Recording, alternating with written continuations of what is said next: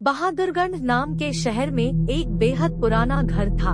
उस घर को सब लोग भूतिया और अपशकुनी कहते थे, क्योंकि जो भी वहां रहने आता उनकी किसी न किसी कारण से मृत्यु हो जाती।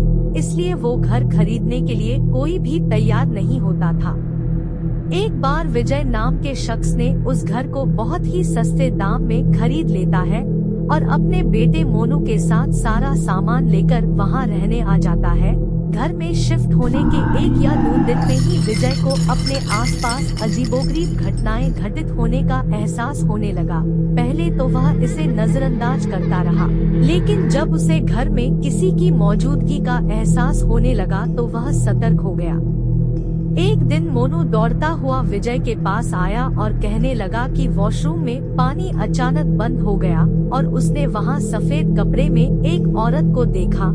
इतना कहते कहते मोनू अचानक चुप हो गया और विजय की ओर उंगली दिखाते हुए कहने लगा, पापा, वो औरत आपके पीछे खड़ी है। इतना कहकर मोनू ने डर से चीखने लगा। विजय मोनू उसी वक्त घर से बाहर निकल जाते हैं। मोनू बहुत सहम गया था, तो उसका डर भगाने के लिए विजय ने उसके लिए एक कुत्ता खरीदा और उसे साथ लेकर तीनों घर वापस आ गए। एक रात बहुत तेज बरसात में जब अचानक घर की बिजली चली गई, विजय ने घर से झांक कर देखा तो आसपास के सभी घरों में बिजली थी सिवाय उनके घर के। तो उसे लगा कि जरूर पावर सप्लाई में कुछ गड़बड़ी हुई होगी। इतने में विजय को मोनू के जोर से चिल्लाने की आवाज आती है। विजय दौड़ता हुआ टॉर्च लेकर उसके पास जाता है। मोनू को दोबारा से घर में वह औरत दिखाई देती है। मोनू को सहमा देखकर विजय उसे अपने साथ बिजली ठीक करने के लिए पावर हाउस ले जाता है। उनका कुत्ता भी यहाँ वहाँ देखते हुए जोर जोर से भौंकने लगता है।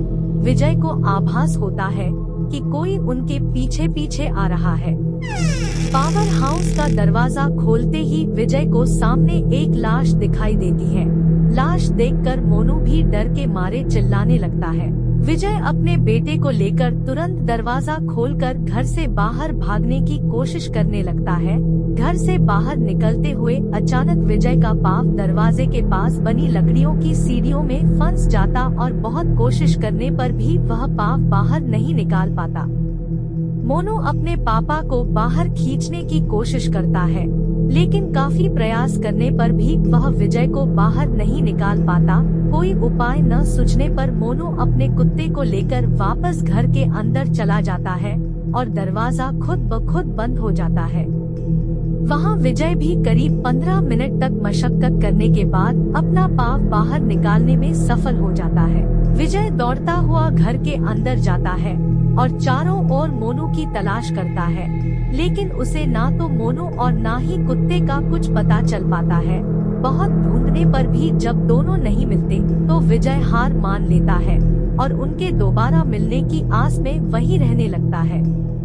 कुछ दिन बाद विजय बिजली की लाइन को ठीक करने के लिए एक इलेक्ट्रिशियन को बुलाता है, लेकिन घर में दाखिल होने से पहले ही वह दरवाजे से ही उल्टे पैर भाग जाता है। विजय के पूछने पर वह कहता है कि आपके घर में एक औरत, एक बच्चा और एक कुत्ते का भूत दिखाई दे रहा है। इलेक्ट्रिशियन की बात सुनकर विजय उदास हो जाता है। उसे एहसास हो जाता है कि अब उसका बेटा कभी लौट नहीं आएगा। जिसके बाद विजय वह घर छोड़कर चला जाता है और कभी लौटकर नहीं आता।